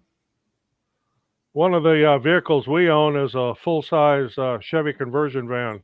So the year is a 2000, and it's got. I mean, it's all decked out inside. We've had so many people want to buy that because you can't hardly get one anymore for less than $100,000. Where on earth do you get 5x5 plywood? Oh, that's the Russian size, Baltic birch. All comes in 5x5 sheets. Huh. Oh, for like flooring or something, though, right? No, it's that's the way it's sold. Baltic birch, Russian Baltic birches in 5x5 sheets.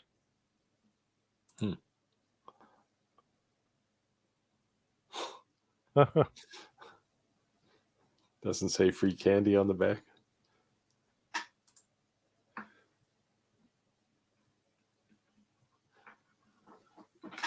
I guess we don't get Russian Baltic birch here because I've never seen 5x5. We probably get the Swedish Baltic birch that's doesn't get used for IKEA furniture. They pull a foot off the side for Canadian taxes. Yeah, probably. My newest truck was that's a tax write-off. Yeah, I got a 2023 Silverado heavy-duty 3/4 ton, all decked out. So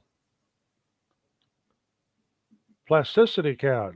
Yeah, this one is the one I was thinking of. Actually, I took a very quick look at it. Any CAD tool is a CAD tool, right? They work. It's sometimes you have to invest more or less time, and you have to make that judgment on whether that particular tool is worth investing, your time. Yeah, if you want to do where this one is good because it does have a lot of the characteristics of Blender, so you can do like facet editing and stuff. If you want to do things like, I don't know, knights in chess sets, this is a good tool to start with. Or you could just use Blender, of course, because it's free. Most of the tools, like I've taken stuff that I've done in Blender and then moved it over to Fusion 360 to do I'll say the regular pieces of a shape for. So they're all, you can move the file back and forth from one tool to the other usually.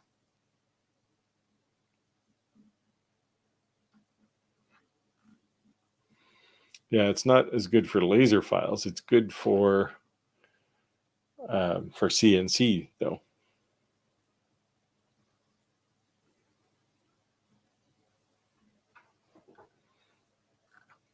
Speaking of CNC, I noticed there's now a CNC lathe, which it's just coming out of startup mode.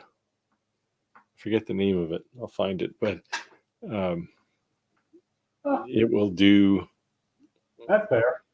Yeah, well, so interesting. I was having a conversation with a wood turner, and I said, "How come they don't make CNC lathes?" And he's what I would call an artist. So he kind of shunned the idea, but shortly after that conversation, I just saw one pop up in my Instagram feed, and I thought, wow, I'd love to have one of these things, because I am not a wood turner. Oh, I know how to make a billy club. That's about it. Yeah. I can turn things on because I have a 4-axis CNC. I can turn round things on a CNC, but it's not quite the same because it doesn't go as fast as a lathe does. I tried one time and I almost made a passable dowel. But it was tapered, right? Lightburn CNC. What's it called? Millmage. Yeah, there's interesting things happening there. I think they said originally it was going to be out by the end of last year. Then they said the end of Q1, and here we are almost the end of Q2 and still nothing. And I think the reality is Lightburn, the company Lightburn, is, I think, realizing how hard it is to make a piece of CNC software. Like, there's a reason why Carveco and Vectric are quite expensive, because they're complex. And I think Lightburn maybe bit off more than they could chew here. I think they'll eventually come out with it, but there's so many variations in CNC. There's, in a laser you have exactly one tool bit, right? You have a laser. In a CNC you have an infinite number of tools, and I think that's a challenge. So I don't know. I haven't heard anything more about it. It's out there somewhere, but I think it's just hard, and I think they're finding it out the hard way, how hard it is. Yeah, metal lathes for sure they're all CNC. Well, all the good ones, but wood lathes never really went that way, and I didn't understand why. But now they are. Now you can actually get one, and I'm quite excited to see. Hopefully these guys succeed. I forget the name of the company though.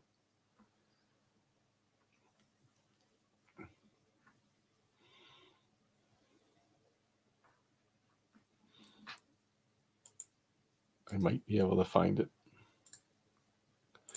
I tend to make lots of notes, but I'm really bad at recovering what I wrote down.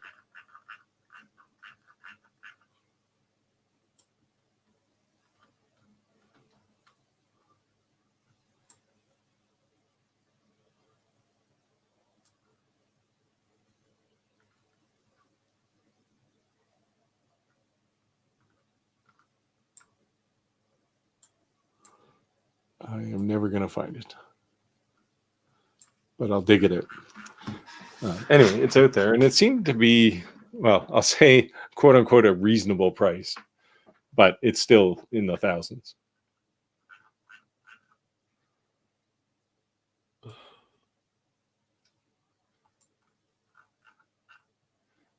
It really sucks that I can't recall things.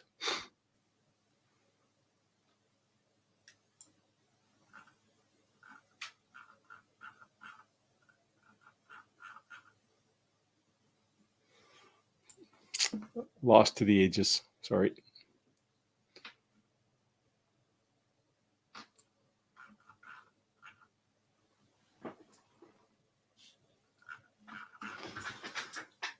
It's gone. But yeah, it's if I had more room in my shop, I'd seriously consider one.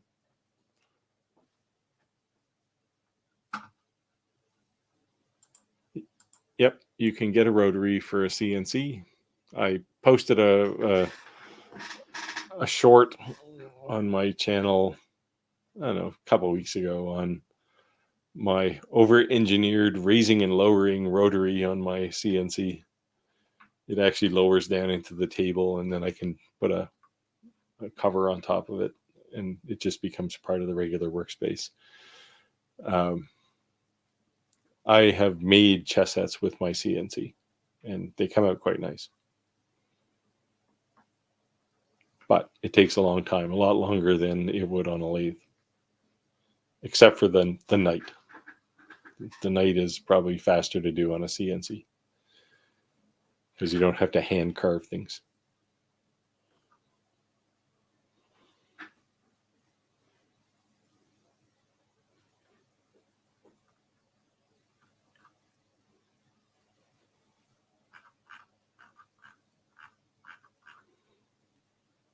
I'm still looking.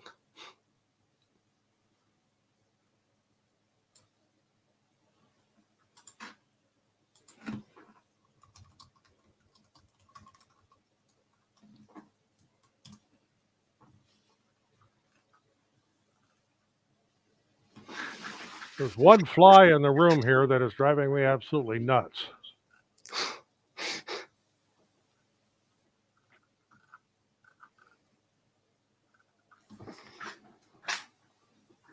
Can you like? No, I'm not. Or with the chopsticks, I can't do that either. The Karate Kid thing. I'd be impressed if you could do it just with your hand. Yeah. Rick, we don't know where Rick is. Rick has abandoned us.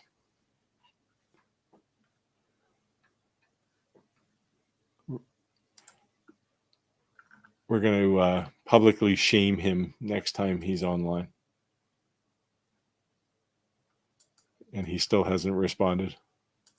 He's probably off putting up new power lines somewhere because of some storm. You had storms in your area, Roger? No, not in a while. A good chance of them tomorrow afternoon, though. We're in the like dark red warning area for severe storms tomorrow. These people are bringing up these good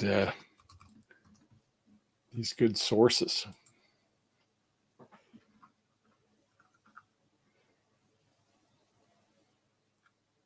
I'm off looking at the revolution. Okay, so it's a box of parts. Yeah, Rick is always MIA. I don't know is the answer to this question. I don't know if it makes sense. The thing about some of the more industrial CNCs, like the reason I bought the Onefinity was because it's got like everything is bigger and sturdier than a kit like this. So the belts, it doesn't have belts. It uses ball screws. The rails are like these 2-inch linear bearings. Like the thing is just beefy. And I don't know how much you could build a revolution for, but let me see. Do they actually have?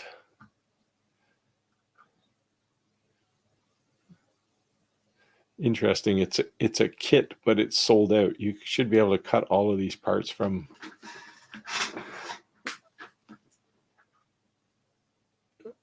If you had a laser, you should be able to cut all these out. How can they be sold out? The challenge with things like this one, this basically wooden frame, is it's going to vibrate. So I don't think you'll get the precision you want. At the same time, it's going to cost you a heck of a lot less than something like a Onefinity costs. I mean, you can probably build this for a couple $100, probably. Well, maybe 300 because you got to buy a router.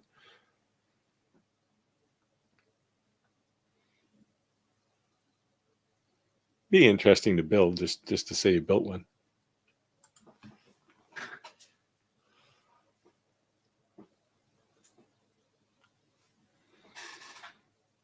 and I'm not sure it would be sturdy.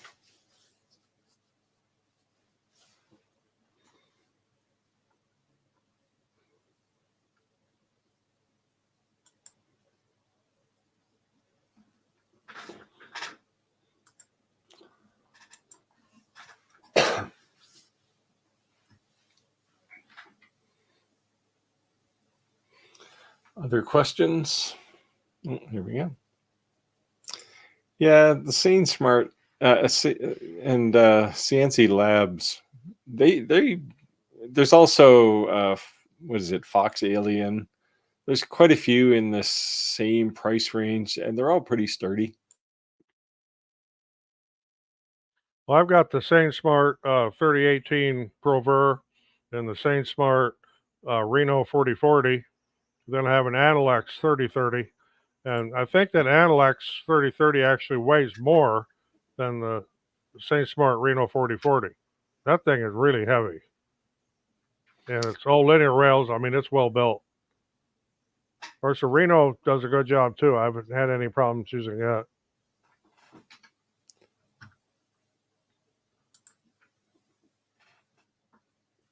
it. Well, Daniel, you're not from Canada, are you? So CNC Labs and Onefinity are both, they're very close neighbors to each other actually in Canada. I didn't buy the Onefinity because it was Canadian. I bought it because it was one of the best CNCs.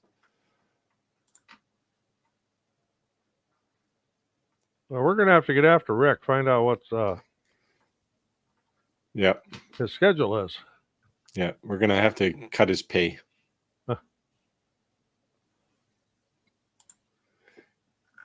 Yeah, maybe it's time to do another poll on the best knife for a live stream.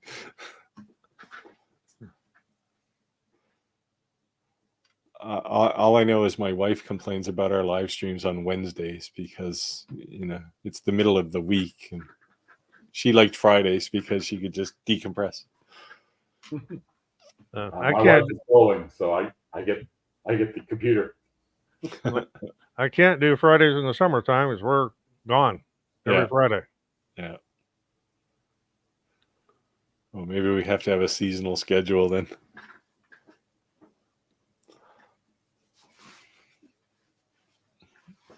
But really, we just need to browbeat Rick into coming and showing up on time.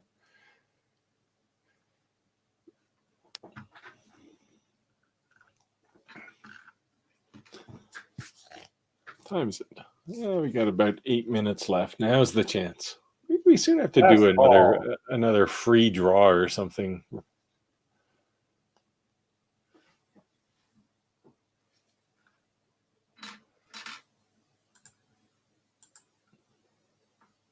Yeah, sometimes we get off topic, but that's the fun part. Yeah, we've talked about everything There's nothing wrong with the side quest. We've talked about cars. We've talked about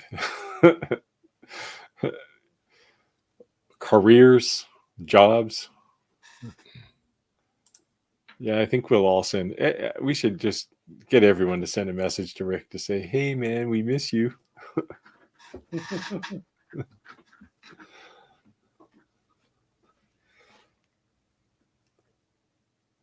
Yeah, I'm not sure where he is. Maybe he just got called away on something, because normally he would either send a message or.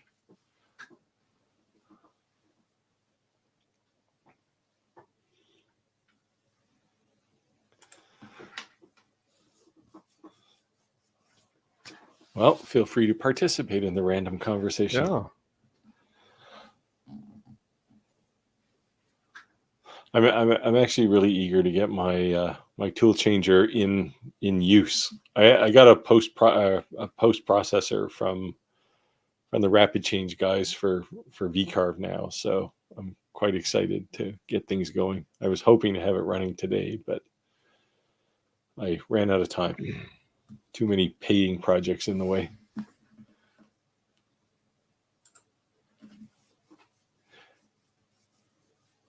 Yep, there's a couple of other places too. What's it called? Maker 3D.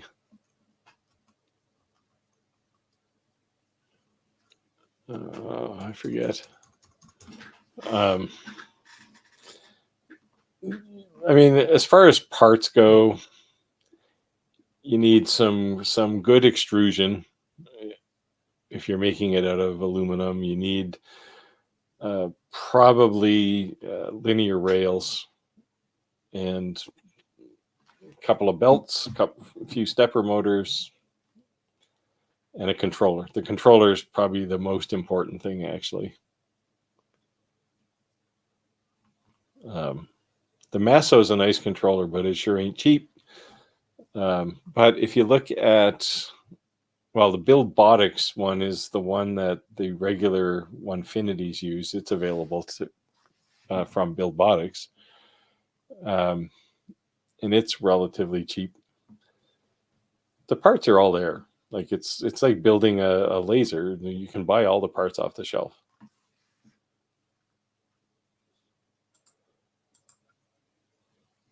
Yes, we do this every Wednesday. Every Wednesday except last week. And welcome. Since you're asking that question, it must be your first time. So welcome aboard.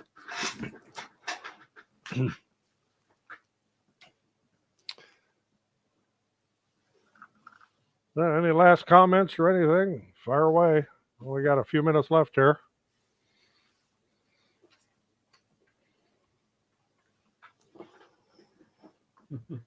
So are we going to drop a challenge on people to send us some pictures? Sure. You want to do a laser make thing? Or you want to do a? Yeah. Well, not everybody has a laser, I guess, but we could have a technology tool make laser or CNC or 3D printer. 3D printers are a bit of a cop out, though. You can make anything you want with a 3D printer. Yeah.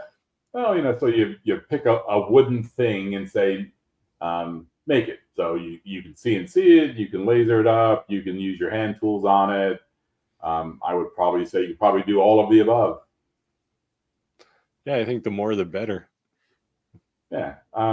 So if you guys don't have a box, 6 by 6 by 6 inches for you non-metric people, or 150 by 150 by 150 millimeters for you metric people. Yeah, I have no idea what that is. About 6 inches. Okay. So sure.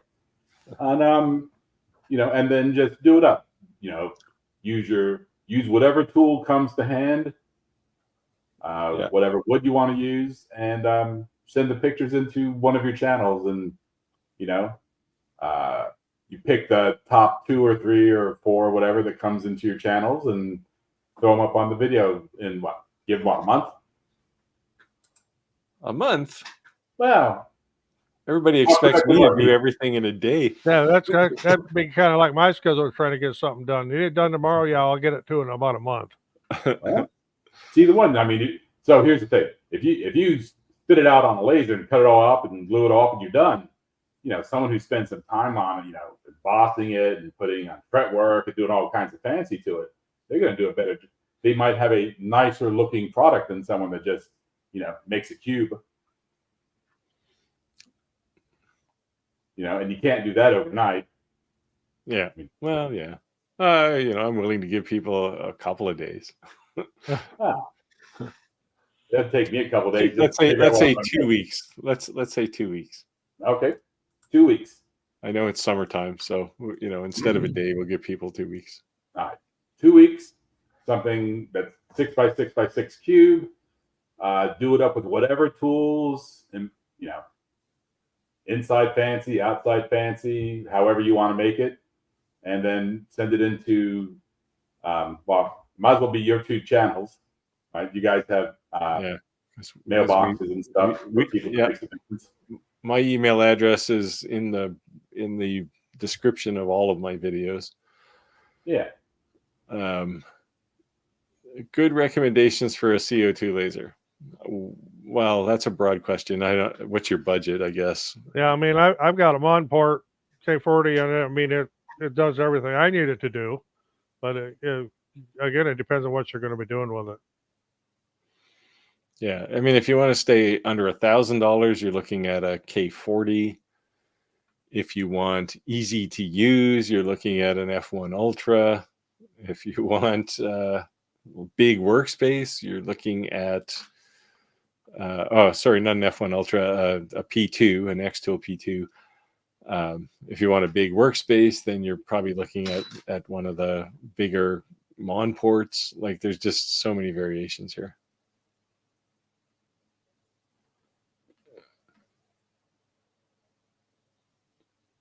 And what do you want to make with it, I guess, is a good question too. What materials do you want to use? The best thing about CO2 lasers is you can work with acrylic. And I know people who spend all of their lives working with diode lasers go, yeah, who cares? Working with acrylic is interesting. You can do lots of really cool things. Especially clear acrylic. That's what mine Yeah. used for about 90% of the time. Clear acrylic. Yeah, Because me I make too. clear acrylic unicorns, lots of them, for a shop here. And I mean a lot of them. Clear acrylic unicorns. They're hard to find. That's because they're clear. You can't see them. Yeah. So you want to make lights. Well, yeah, CO2 is a good case. Keep in mind the workspace size will greatly limit, say, the kind of light you can make. Like, I've made lights that were like, if you get a light that's like, I've made spheres, and they're kind of a 2-foot sphere, and that's hard to cut on most CO2 lasers because they don't have a big enough workspace. So you'll be making smaller lights, but you can do everything you can do on a smaller CO2 laser. Yeah, OhmTech is another good one. They also have a small desktop laser. They also have a K40 if you really want to cut your budget. Their desktop laser is pretty nice for the price. 80 watt will be a bigger workspace, a lot more power. I have a 90 watt CO2 that I built myself, but you can buy basically the same laser built by Monport or OhmTech.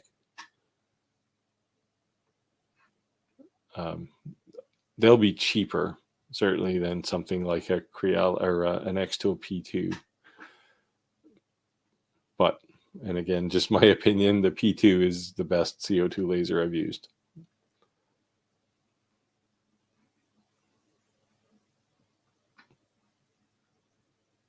Well, if we don't have anything else here, we're going to have to probably wrap this up. It's getting to be about that time. Yep. And if you have more questions, you can either shoot email or leave a comment on this video, save it for next week. Yep. And we can dig into it a little bit more. All right. And don't forget your boxes. Yes, go build a box. And well, should we exclude the use of things like boxes.py? Because there are box tools that you can use, right? Sure. Oh. Well, you still got to get the thing cut out accurately, and then you got to decorate it. Yeah. Yeah. And remember, you're competing with others for who makes a nicer box. So yeah, you can make it as involved or as basic as you choose. Yeah, you could make a cube or you could make a roll top desk, basically. Yeah. So pick, in 2 weeks, you guys pick the top 3 or 4 or 5, whatever, from that get submitted to your channels. Show them on the stream, and somebody or people will vote on which one they think is the nicest. And since Rick is absent tonight, he'll provide the prize. Yeah. Yeah, there we go.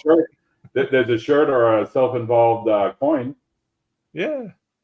Shirts are much better than coins. Yeah, see? Unless it's a Bitcoin. If you have Bitcoin, I'll take that. Yeah. And so we'll volunteer. That's what he has for not showing up. Yeah. I don't know, Stephen, if you saw my We Create 40 watt review this week. It is a really, really nice laser. And it's priced right. under $2,000, you can get a full 40-watt laser with a rotary and the whole shebang. So, all right, gentlemen. Okay, well, I'm gonna sign off here. I got something I got to go do here tonight, so we'll see y'all next week. Yeah, All right. take care, everyone. Take it easy, guys. Thanks, Conrad. Thanks, Roger.